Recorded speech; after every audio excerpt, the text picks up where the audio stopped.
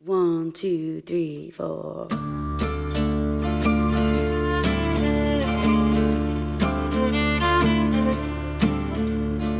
One-legged Roger and his one-legged mother lived in a house in downtown. Yeah, your voice matters, so do something with it. Kind of thing that you have a responsibility, because I think that acting or performing or the arts in general are in service to. We're in service to human beings. We're in service to our history, our culture. We're in service to the world. It's a service that we're giving to people. And again,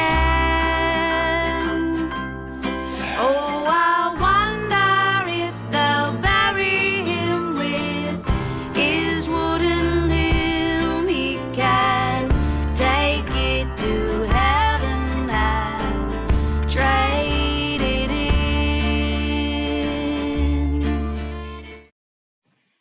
What? That scare you? What? Eat your cookie.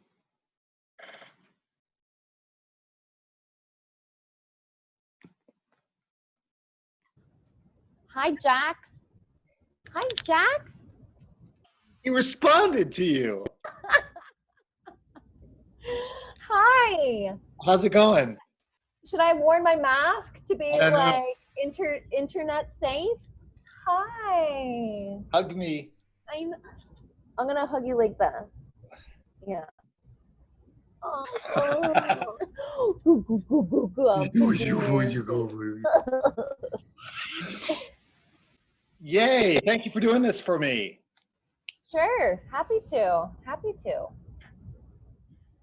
How is it going for you? It's okay. I mean, I say it's okay, and then I finished a jog the other day, and I burst into tears. Like I just went, and then of course, and I embarrassed to say this, but I just walked like it had never happened. Like, oh, that was weird. And so then I got home and I'm listening to Alexandra Billings' live feed, and she's talking about how everybody's in trauma. Mm-hmm. Yeah. And I went, oh, okay, that's okay. I needed to hear that. It's what I try to remind people. You know, I'm like, we're going through a global crisis right now. We are all not okay. And you're not expected to be okay. And yeah, life is hard right now, like emotionally, spiritually, mindfully. Like we're all going through a collective crisis. Some people, this is kind of a familiar feeling. Oh, trauma. I know how to deal with trauma. I feel so at ease, right? And some people don't know how to deal with this at all. Like it's automatically triggering our own trauma responses, right? That maybe we haven't acknowledged or dealt with or anything. So yeah, I get it. I get it. Yeah. Or to move to the space where I could burst into tears and take care of myself, as opposed to instinctively judge myself, feel weak, and then pretend like it never happened. Yeah, because especially for male identifying human beings that we have, male gendered people, you're not allowed to have that kind of response at all. So it's like, it's the conditioning, societal conditioning that has been going on for so long that nope, power on through, pull up your bootstraps, don't cry, don't be a pussy, you know, all of that stuff. Don't be affected, don't be anything but strong, right? Mm-hmm. And if we're conditioning ourselves as a species, predominantly male species, they get that a lot. Women, they can cry because they're soft, you know. But when we continue to condition ourselves like that as a species, we lose our empathy, we lose our connection to each other, we lose truth and authenticity about the struggle of the human condition. It is hard. It is hard to navigate life. It's hard. It's hard. And people like to pretend it's easy, or that they like to pretend that it's easy, and that if you're struggling, that there's something wrong with you, right? Instead of, no, it's a struggle to be a human being, to deal with complex emotions, to deal, especially through social distancing, right? We're a social species. We need connection. We need eye contact. right? We need heartbeats together in space. We need breath. We need to be in response to, right? We're kinesthetic beings. And so when you kind of take that away or put it into like a little manufactured little box, we start to lose connection with what it is to be an authentic human being. We're animals, right? We're not robots. We're not machines.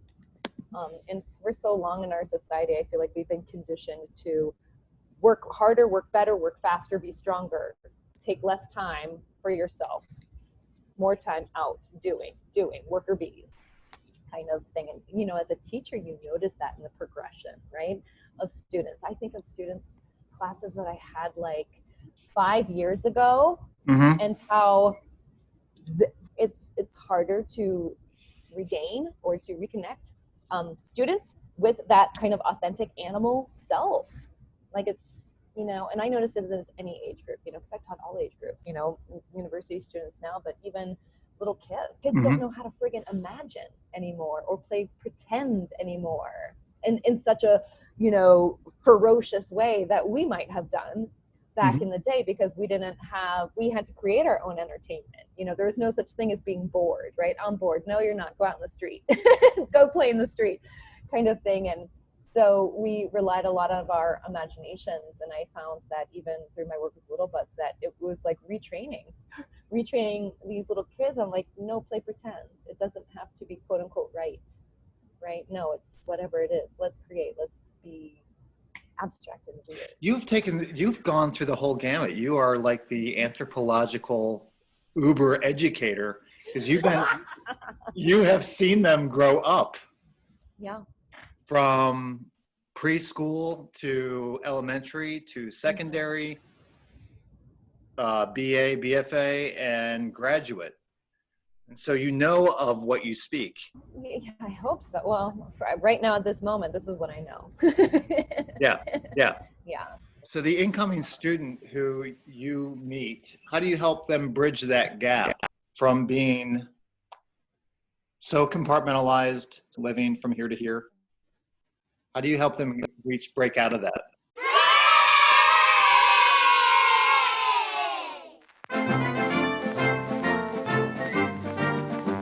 Well, my first step, because, you know, I'm always teaching Acting 1, so I get to teach all of these incoming freshmen, right? So what I start to do is start to reconnect them to, I guess I would call it their inner child, but to their sense of play. So even on my first day of class, you know, we get to know each other, and then I have them play tag. And the minute that we start, the amount of palpable joy that fills that room is automatically like, you know, reconnecting to that kid on the playground that they used to be as they're like freaking out not to get tagged and whatnot, but that they start laughing, they start enjoying, they're just in kinesthetic response to the provocation of don't let yourself get tagged. And, but it is literally like changes the atmosphere. They're laughing, they're out of breath, and they're like, oh my God, I haven't played tag in so long. And they're just like, it just changes them. It changes them. So the next day that they come back into class, they already know, okay, this teacher is going to make us do some weird stuff, and I kind of like it, right? So kind of like opening the door a little crack back to, remember when we used to play, right? Because that's what I find with a lot of, even because I see a bunch of actors, experienced actors, non-experienced actors, et cetera, but one thing that I notice is that they all, you know, have that self-judgment of themselves of like, oh no, or they're like, oh, I have to get it right. And in, you know, theater and acting and performing, there really is no right and there's no wrong. There's strong choices and not as strong choices. And what we try to cultivate together is finding the strong choices that work specifically for you. And so I just always try to spend those first couple weeks of reintroducing to the fact that it's okay. So first of all, you have to play for as long as you can. And then it's okay to fail. It's okay not to get it right because there is no right. You know, like, okay, but how do I get it right? So it just starts that conversation with them about the kind of journey that they're on, right? That it's a journey of self-discovery first and foremost, right? Through learning about these other characters, we learn about ourselves and I'm learning about myself as a human being, because what I'm trying to replicate as an actor is being a human being. So let me make sure that I'm really connected into all the facets of what that is. How does a class like that culminate at the end? Their midterm marker is a monologue, because that's really the only reason we learn monologues is to audition. So it's kind of like a 2-for-1. But then they get given a scene partner, right? And so that's like the juice, that's the meat of how, now that I have these skills and this vocabulary as a performer, now I can collaborate with another person that has the vocabularies and skills as a performer. It's, to me, the scene work isn't just about the literal scene between the two characters. I want them thinking of the world of the play. We like to cultivate theater makers, not just performers, right? So I engage them in the creation of mise en scene, right? Their set, their lights, their sound, their costume, their props, because all of these connections for a performer are also just other ways in to discovery of character, right?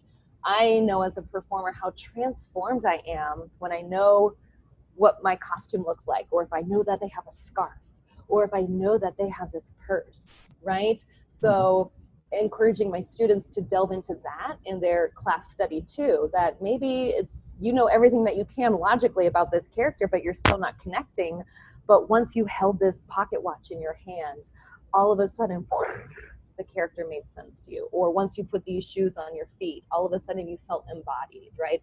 Or until you had the real cutlery and plate in front of you for this scene, now you really feel like a family at a dinner table kind of thing. Once you had this song going on in the background, all of a sudden you can drop into your environment, right? That's brilliant. I love that. Yeah. The latter step of play in imagination to monologue, skill set, audition, to now connection and mise en scene, transformation. And for me, it has to start with play, right? Because, you know, I think, because I've discovered that that's the element that's most missing on day one for them as artists and as performers and people in general, is that you have to be able to play. You have to be able to play. You have to be able to come with that sense of play, no matter what else has happened during your day or anything else that's going on in your life. Once you come into the studio, here we are. What are we gonna do today? Let's get it do today, kind of thing. So even my warm-ups throughout the whole semester, you know, we'll do, you know, warm up the body, warm up the voice, but we warm up the imagination. The Jenny Lamb warm-up. I'm familiar. You know?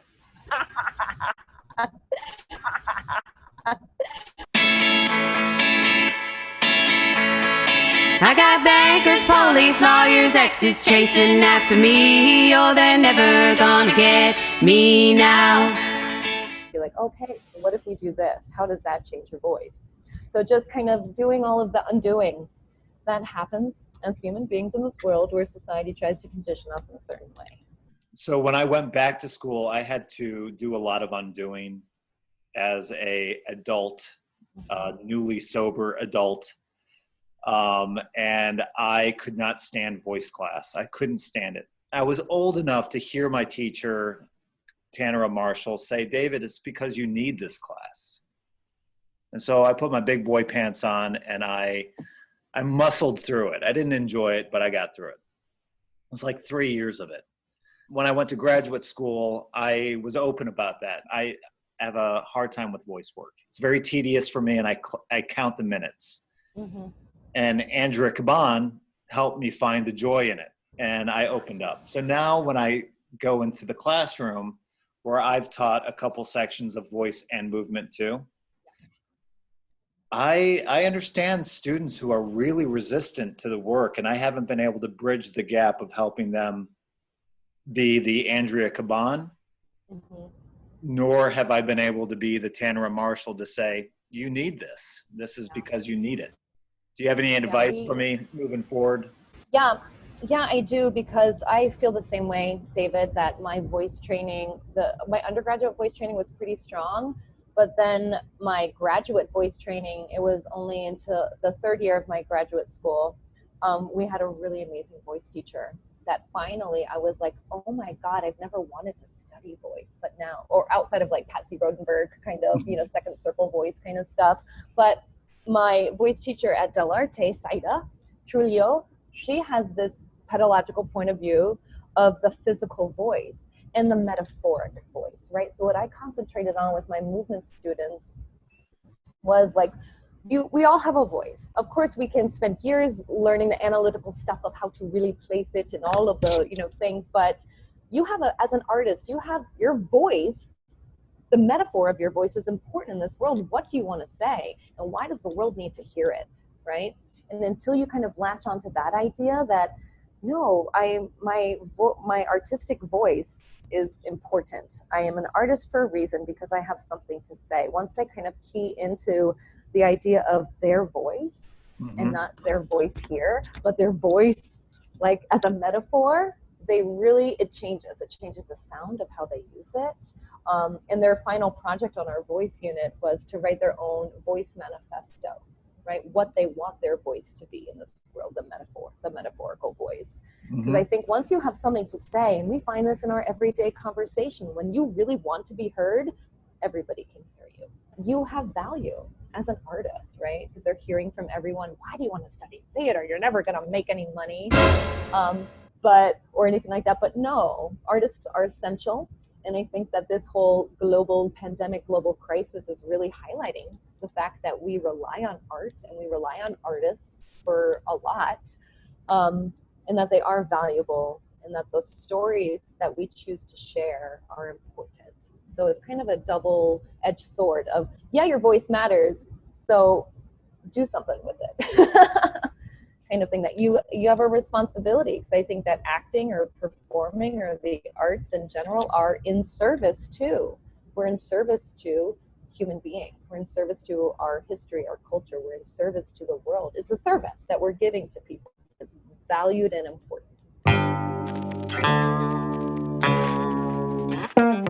I first met you as an actress. I saw your work in the theater. And not to embarrass you, but you're a phenomenal actress. Thank you. You are a kick-ass performer. You are so committed and fierce.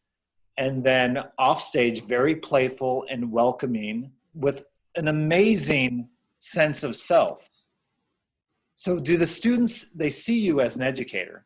Are you connected to a platform where they get to see you model the work? Only if they really look at my website, and my website is in the signature of my email. So I don't know if my students have done their research on me as a performer. I haven't, outside of just being in class and showing or leading or doing an example or engaging in an improv with them or something, because I very firmly believe in teacher and role. It's not just sitting down. No, I'm up with my students. We're all doing it together. I will jump in and play in the games with them. So they've seen me as a student, but they haven't seen me in a for real show yet. But so I wonder if they've looked at my website, then they might have a better idea. Because I have some clips and stuff up there, and there's reviews of shows. I always try to relate everything that I say or do in the classroom, or a story. I'll bring it back to my own personal experience as a performer, because you can only kind of teach what you know. So I'm what I've learned, what I've developed as my own sense of craft, or my own little slice of the craft, has been successful for me. And so just trying to help them, give them more tools as actors to hopefully develop their own sense of practice of what will work good for them as a performer. But it's very, rigor, right?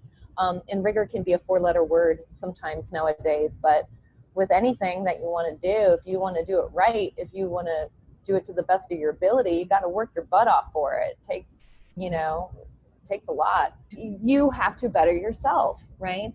You just have to always better yourself, and you're never done, right? Which is the deliciousness of being a performer, is that you're never going to get it right, and you're never going to be done. You're never going to be done learning. You're never going to be done growing. You're never going to be nope, that's the best I can ever do. No, maybe the next time it would be even, that moment would ping even more.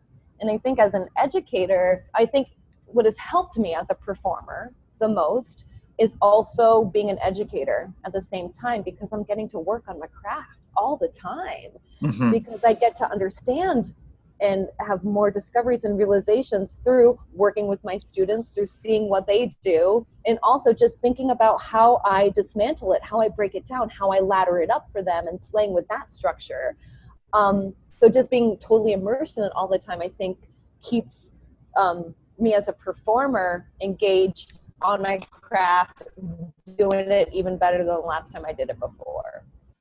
Makes complete sense that as the actress and as the teacher, you're working in synchronicity with each other. Did you have an experience? I had an experience when I decided to go back to school that I had a lot of actors that I admired say, "What are you doing? Why? I thought you were an actor. Don't do that. What, do you just want to teach?" I thought it was odd that, what do you mean? I consider it the greatest decision I've ever made in my entire life, both finishing my BFA and going to get my MFA. Yeah. But then when I went to get my MFA, same thing. A lot of people that I respected would be like, "Why are you doing that? It's a worthless degree," or whatever the argument is. Yeah. And I surround myself with people like you and with like David Kersner and Alex Billings and Hugh O'Gorman, these teacher, educator, creators that it's just life opens up. It's rich and it's never ending. I was wondering if you relate to that. Yeah. Oh yeah, because I remember when I finished my BFA, I was like, I'm never going back to school. What's the point? I'm going out there. I'm just going to do it. Finally, I just get to do it. Right? And that was great for 15 years. And it was really, because I went back to grad school really late too. I was like 15 years older than anybody else in my cohort and whatnot. But I think what really even sparked the idea for me to go back to school, because I was getting cast, I was getting great gigs, I had a children's theater company, I was like living the dream. But I found, I started taking classes at the Actors Gymnasium in Evanston, right north of Chicago. And because I was like, oh, I want to learn these aerial art skills so bad, because as a performer, you know, you need to be able to act, sing, dance, play a musical instrument, and nowadays you need a good circus skill thrown in there too for good measure. So I was like, oh my gosh, I want to sit at the Actors Gym. And so I convinced my friends to take class with me, aerial arts. And being in a classroom again, David, had the most profound effect on me, where I remembered how much I love learning something that I don't know. Right? It just kind of started to like relight that fire of that. I love learning. I love discovering. I love playing. And I think that the performance work that I was doing, I didn't feel that sense of learning or that sense of growth or that sense of challenge that I felt in this classroom at the Actors Gym. And so, and it was then that I was like, you know, maybe I'll go back to grad school. Maybe I'll go to grad school. And I was like, oh, maybe I'll do that. And of course, all of my actor friends would be like, what, you're giving up performing? You know, what are you doing? Why would you do that? And because, you know, at the time I had a children's theater company in Chicago. So I was looking at maybe going back to get my master's in theater education, studying at NYU and have a whole long study abroad thing. And then I was, you know, talking to my partner at the time and saying, I want to go back to grad school, but I think I'm a pretty good actor, so I don't know if I want to do that, and I don't want to learn directing. And he had brought to my attention the school that I ended up going to, DELL'ARTE, in physical investigation. I didn't do any mask work. I didn't do any clown. I didn't do any acrobatic work. Like we didn't have a physical investigation in my BFA. It was all mental, learn your craft up here. And so I was just like, that will help me learn, you know, it will help me be a better performer if I can really fully engage with this as an instrument too. And also myself as an actor creator, which is a big part of the study of my school that I went to, of like, what is it to create your own work? What do you have to say? Because I was kind of tired of just being in other people's show, of helping them realize their creative dreams. I was like, well, what are my creative dreams? What do I want to say? But yeah, I got a lot of backlash about people just thinking that I was giving up, or that, oh, you just want to teach. And I'm like, yeah, I want to teach because I love being an educator. And of course, having an MFA will let me teach at a higher level, university level.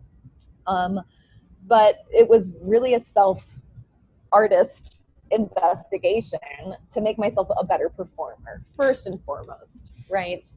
When I moved to Chicago and was able to see performers like yourself and Joe Dempsey or Steve Walker, some really strong Chicago talent. You know, these you all are actors, and I need to get back into the gym, but it's because I've seen you on stage multiple times, and that co-learning of seeing and then going, okay, and then doing, but without that connection, I would still be doing the same shit I was doing 10 years ago. But it's that spark, right? No. Yeah. The world needs a Jenny Lamb in their life to see on stage to go, oh, that's what commitment looks like. Yeah. Well, yeah. And the realization that we can always be more than what we think we can, how we limit ourselves, right? Or how we allow the industry to limit us, right? Because I have this whole point of view. I have, everybody's like, oh, typecasting, or what's your brand?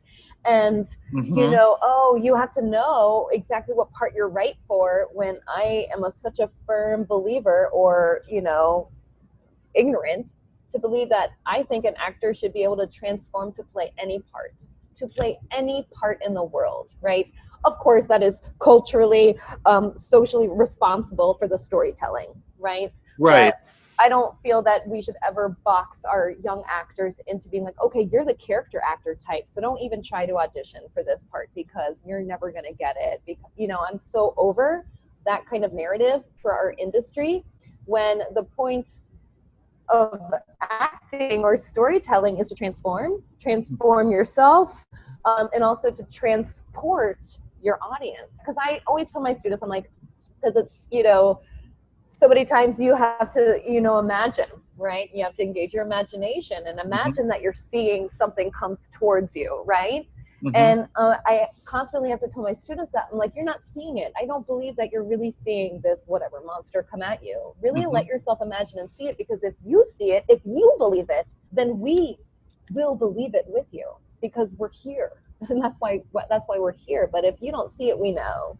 So I understand, that it's show business, not show, right? That it is a business, and that there is a monetary investigation and responsibility to this business part of it. But I think that's also what drew me back to graduate school, was the fact that I didn't have to worry about reviews, and I didn't have to worry about box office, and I didn't have to worry about all of that kind of stuff, because you're in an educational environment where it is the most supreme playground, where you can come up with the weirdest, crazy shit, and it could be the biggest flop in the world, and it's like, woohoo, well, that, we know what it's not, so let's see if we can figure out what it might be, right? And that's what I really encourage my students to do while they're here for these 4 years, is like, this is your time, you all, to do the roles that you don't think you're ever going to get cast in. Yeah, come in and bring me that Hamlet monologue, oh girl, we'll work on that for you, because hopefully the industry is changing, modernizing the way we cast, the way we gender people in stories and whatnot. So I really want them to come away with the sense that anything is possible, because I'm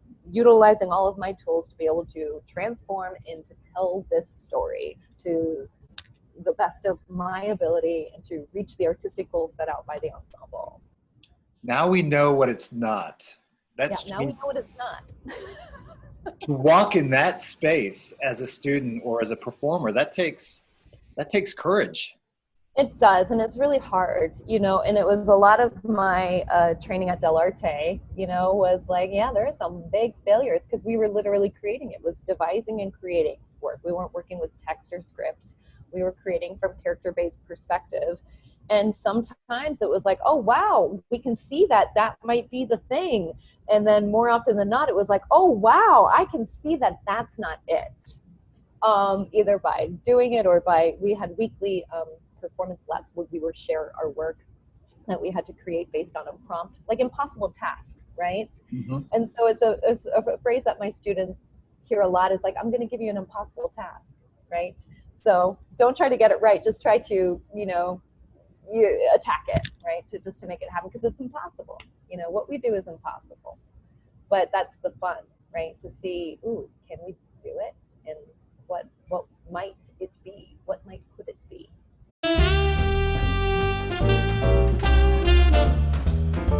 You know, like I think of Trapdoor, where you have to like go down that little weird corridor through the thing, and then all of a sudden you're in the thing. I miss that. Yeah. Trapdoor, for any of the students that I'm forcing to watch these. Trapdoor, THEO, UBIQUE, Red Orchid, Tuta. These are theater companies that changed my life in terms of watching the work. There's very little turnover when it comes to creative establishments.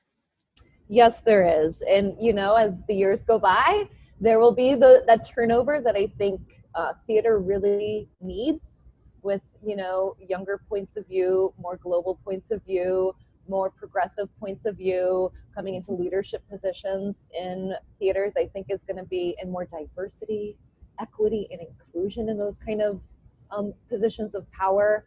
How once that really kind of happens, because we're nibbling at it, but once we take a huge chunk and bite out of that, I think we can really expand the stories that we tell, right, and how we tell them. But to keep it accessible and to keep it a vital thing for younger generations as a medium, as a mode of communicating and expression, I think, yeah, when this kind of turnover happens, I think that it can be a really exciting time for younger people to take the reins of you know, to, you know, step up to the plate and take over and make the theater of tomorrow, right? So we're not still recycling the theater of yesterday as much. Yeah. When it comes to the theater of tomorrow, I've been humbled by failing students, you know, making someone feel bad in front of me by my bad habit. And it usually is between male and female relationships. Like I've had a learning curve of how to see the female student in front of me and to hear her, as opposed to they just don't like me. I have strong models and friends like yourself to go, well, you're not listening, David. And I feel like I'm becoming a more evolved human being by examining my own white, male, passing, heterosexual privilege, to examine it and to acknowledge it. Do you have any advice for someone who's watching who, when they heard me say that, started to wince? Like, what the, Well, white you know, privilege, passing heterosexual, what is that? Get over yourself. no, I think it's so pivotally important, especially in theater, because so much of the pedagogy of theater is written by straight white men. I've had students that I'm their first female acting teacher ever in their life, right? And what a profound experience that is for them, just to be led through a different lens, right? Because we all see the world through our lenses that we have, that we're given, right? Mm-hmm. And sometimes our lenses, we're predisposed to certain thoughts, certain viewpoints. This affects the way that we perceive and see the world. Mm-hmm. And so I think that it's a performer's responsibility to constantly take stock of that. Like, I take stock daily of my own privilege, especially in this pandemic that we have going on. I have a friggin' house. I can still have my job online. Privileged. Thank you. I'm white. Privileged. Just right off the bat. I'm a woman. I'm a little oppressed in that kind of way. So I have to work harder. I have to do things differently because of that. And I think that is so supremely important, especially for people in positions of power, to really acknowledge and be aware of their lens, right? The lens that they are seeing, the lens that they are guiding their students through, because so much of the acting and theater world has been written by straight white men, and you can tell it. And I don't even prescribe these textbooks. I won't prescribe a Meisner or a Stanislavski textbook to my students, just because of the way that they interacted with their female students was pejorative, you know, and it demonstrative, and it's horrible, and it's not where we are now as a society. That's so quote unquote old fashioned or quote unquote traditional theater that didn't have a female voice in it, that didn't have a female lens to it. A little bit of Stella Adler, right? And with Uta Hagen and whatnot, but that's all through the big male lens that they have their female lens that has gone through. So when more women are writing acting books and whatnot and kind of taking over this pedagogy, we'll have more of an even playing field. But for so long, and it's been so dominant from this one voice, this one point of view, right? Mm-hmm. And so we have to be cognizant of that as theater practitioners, right? I'm really cognizant of the plays that I assign my students to read. Mm-hmm. I try to have more of a sense of, okay, I'm a leader. I'm a person of authority in this room, so I have a responsibility towards equity, diversity, and inclusion, because I think that's paramount in the work that we do to bring in a whole multifaceted point of view, not just my own white lady lens, you know, but to really think outside of ourselves, because that's our job. That's literally our job as performers. You have to be able to assess and know everything about yourself, good, the bad, and the ugly, and the otherwise. Or else how can you possibly put another mask on yourself, right? Mm-hmm. Then because then you're falling into your habits and not your choices, right? And you only can identify your habits if you do that investigation, right? And so, I'm standing like this on stage because I'm choosing this posture for my character. I'm choosing the center of energy for my character, not just because this is my Jenny habit of how I stand on stage, kind of thing. And you can take that little example into the metaphoric example of what you bring to the classroom at large, right? That it's not just my habit because this is easy for me or because I like this text. But I'm like, well, what will incite conversation? What else can get this point across or this learning objective across that might open our minds to something that's not just through my white lens?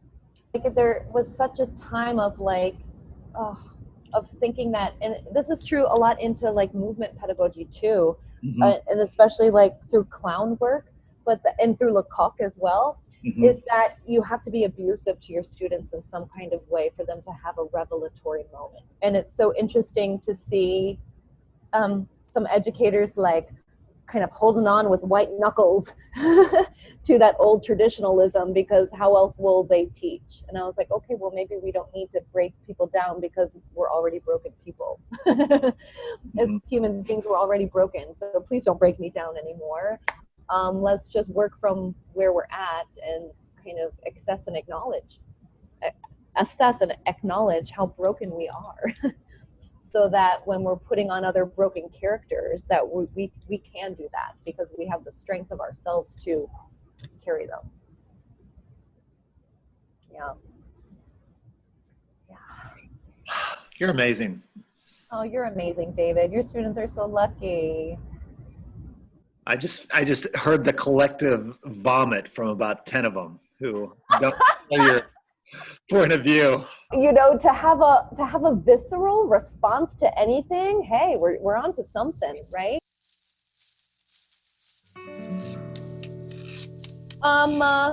It was hard, and it was hard because of, first of all, me, because I'm like, we can't do this kind of work if we're not sharing space together. So I had to check myself, and take my own medicine to be like, well, we're asked to do the impossible. Let's friggin' do it. And so in my movement class, we were in the middle of our Commedia unit. So I kind of just taught class online synchronistically at the same time every day for people that could attend, and would record it for people that couldn't, and just kind of like taught it as normal and went through it and found ways to make this work for us. We just finished a clown unit, and that was kind of fun. It was the most fun I've ever had doing or being or teaching clown ever. And wow. I think that it had a lot to do with the safety of being in your own little box, and that you literally have something to play with and an audience to respond to, which, anchoring back to Commedia, was a great thing, because here I am reporting to my audience, and so this little device here helped us a little bit, and made a really good playground for clowns. And I think kind of takes out a little bit of pressure of us being together and everybody watching each other, right? Because there is a little bit of a sense of anonymity, Yeah, play with that. kind of like looking at you from up this. There you go. Hey. Hi. Yeah. Breakout rooms of Zoom to put people into small groups and stuff, and seeing what the students come up with. I'm like, okay, in my acting class, we were doing a unit on theater for young audiences, TYA. And so I put them into a small group, gave them a story like Little Red Riding Hood or something like that. And what they would come up with about, like, you know, passing objects through the screen to each other of moments of magic. And Pass you the cup of coffee. Change colors too. Magic. The magic of the internet. We had some fun with it. We had fun. We did what we can, and it just kind of kept it as normal, right? I would put my students through their movement workout, make them get all sweaty, and all they really needed was a yoga mat sized space. But I think that that's what is the biggest challenge, is space for students to be able to be loud and to be able to move their bodies. A lot of people don't have that available to them. They're, you know, a lot of them are in their bedroom, at their desk or on their bed, or, you know, interrupted by family members coming in and out because they don't have space that's conducive to online learning. I just, I have tremendous amount of compassion for the student who has those obstacles in front of them. We can keep the work happening. I don't know if we can move it forward. Maybe. I think that skills can still be learned, but it requires more on the student, right? And I said this to David the other day. I was like, because sometimes my students will make it to class and sometimes they wouldn't because of whatever variety of reasons, but then it's on them to go to do the work still. So it's like, I can only, I can set out the feast on the table, but you have to be hungry enough to come to the table to eat it, right? So it requires a little bit more self-motivation. Right. This doesn't take away their purpose. Yeah, no. But it makes it harder for them because they don't have the support of the ensemble in the classroom, of, the routine of walking to class, right? All of the things that we take for granted that help us and regiment us and whatnot, that help us achieve. When you take those away, then the students have to fill in those gaps a lot of the time, or be strong enough to ask for help if they need it. And that's a skill, right? Wow. To be able to first of all, be able to recognize that you need help. Second of all, to be able to ask for help.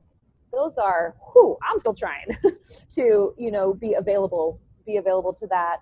And so that's what we're requiring of our students in this environment. So just trying to, make as many different options available to keep them excited, keep them motivated, keeping what I call their artistic appetite, right, going, so that they're hungry for this, that they have a need, a desire, a want, something deep in themselves to continue this practice, because a lot of it is on them now, right, of the effort that they put into it, right? No answer. It's a good answer. Learning skills is a personal commitment. Yeah. What's on the horizon?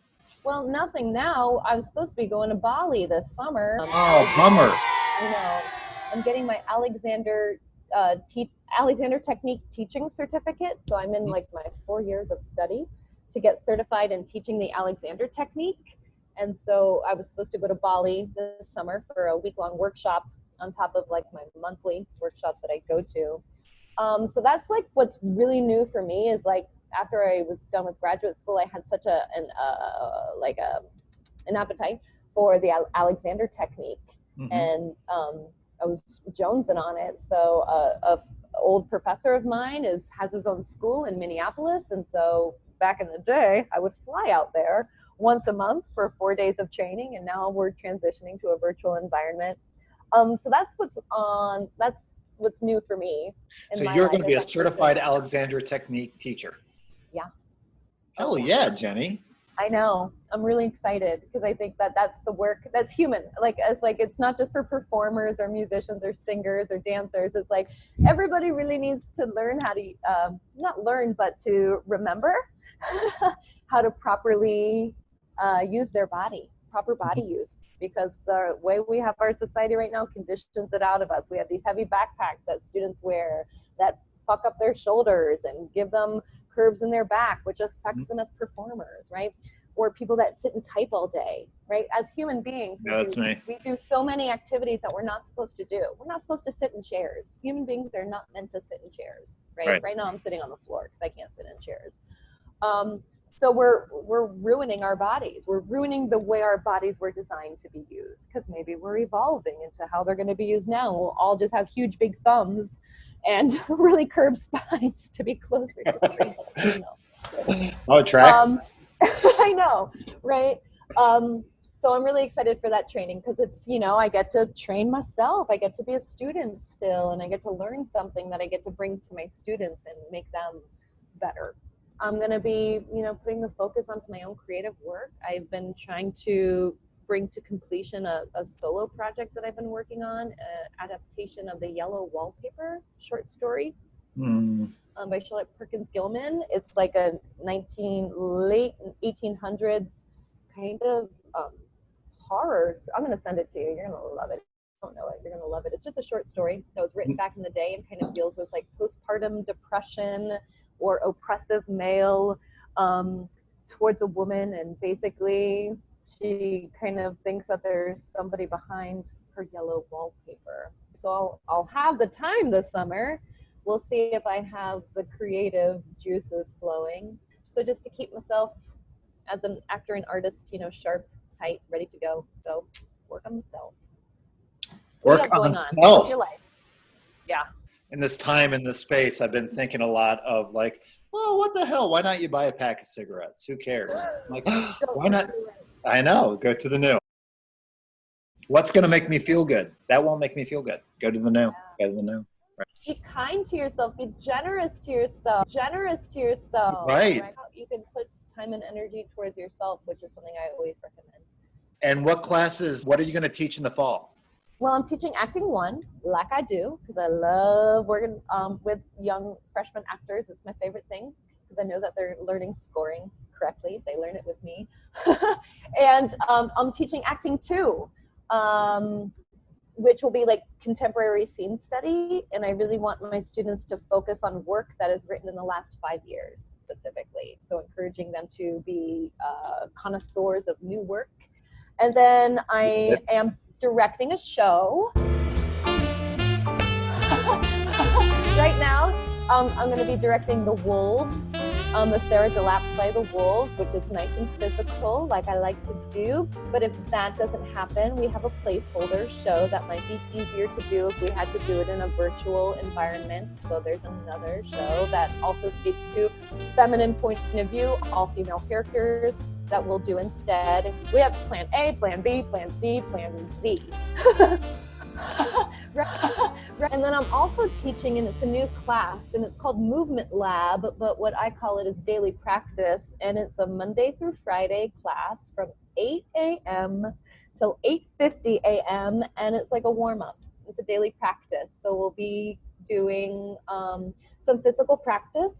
Be that like some extreme cardio or strength training or yoga or Tai Chi or restorative things or acrobatics or partnering. So just kind of inviting our theater community to come together as an ensemble so that juniors can interact with freshmen, can interact with seniors, and we can really start delving into strengthening our physical instrument. Not that we all have to get in shape or we all have to be skinny or whatever. No, we need all sizes, all shapes, all abilities, but you have to be the master of your body. And I don't want any of my students to be held back from achieving what they want to achieve in a role because they can't do it, or they're not strong enough, or they're not flexible enough to do it. So just want to, open their minds and their brains to what their bodies are capable of, and bringing a sense of community together that, hey, we meet as an ensemble every day and we check in, and maybe we'll sweat or laugh or play together for a little while, and then we're going to start our day. So we're going to see how that goes. And then in the spring, I will be teaching Acting 1, again, our spring session of Acting 1, and I will be teaching voice and movement. And I think I will be also working on a special topics course of comedy or clown in conjunction with some other faculty members. It's something our students have really been requesting is more comedy studies, right? Because comedy is a beast of its own, right? Hard. The style of comedy is hard, right?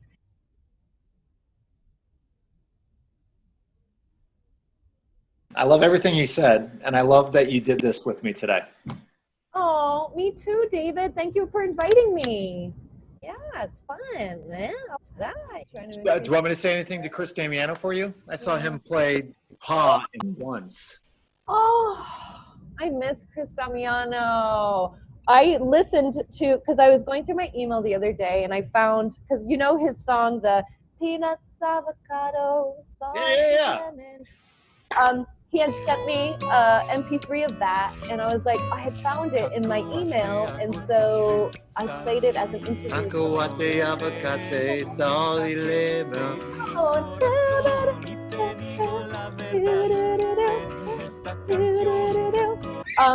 was just thinking, and I emailed him or texted him to be like, I just played your song for my movement students, and they were like, that's great. Who's that? And I was like, Chris Damiano. Yeah, tell him I say hi. Give him a big social distance hug from me, I guess. I will. Social distance that hug. I will. He'll get a kick out of the fact that you did this today. Yeah.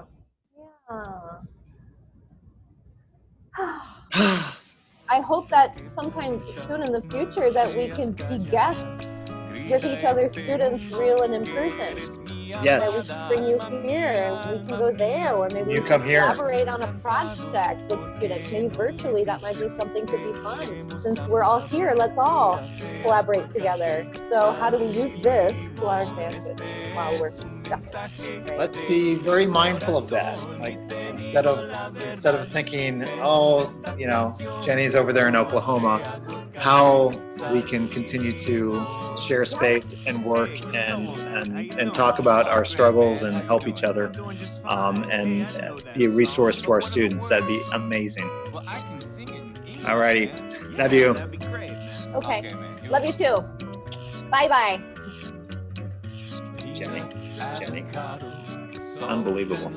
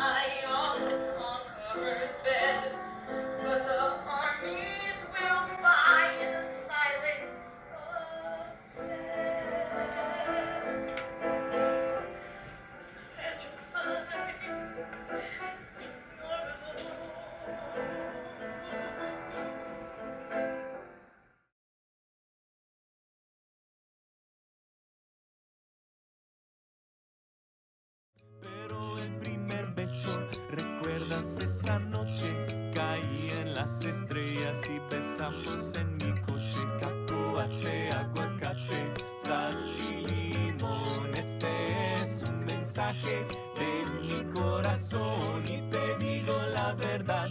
En esta canción, cacahuate, aguacate, sal y limón. I kissed you in the desert, we kissed in my bed. I kissed you in the patio and we smoked marijuana. But the first kiss, remember that night the stars were falling and we kissed in my car. Peanuts, avocado, salt and lemon. This is a message from my heart, and I'll tell you the truth in this song. Peanuts, avocado, salt and lemon. Besamos en mi cara. Tus besos son mi cena, me quitan esta pena.